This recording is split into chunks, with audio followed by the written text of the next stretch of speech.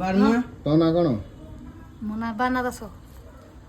ହଉ ତମେ କୋଉ କ୍ଲାସରେ କୋଉ ଶ୍ରେଣୀରେ ପଢୁଛ? ଅଷ୍ଟମ। ଅଷ୍ଟମ ଅଷ୍ଟମ ପଢିଲଣି? ଅଷ୍ଟମ ଶ୍ରେଣୀ। ହଉ ପାଞ୍ଚ ଦୁଗୁଣେ କେତେ? ପାଞ୍ଚ ଛଅ। ପାଞ୍ଚ ପାଞ୍ଚ ଦୁଗୁଣେ ଚାରି।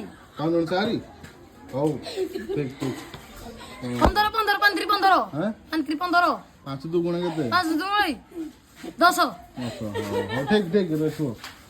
ଆଉ 10 ଅଶନା ହାଁ 10 ଅଶନା 10 ଅଶନା 80।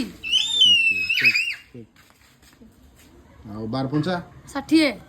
12 ଅଶନା 12 ଅଶନା 90। 12 ଅଶନା 12 ଅଶନା କେତେ?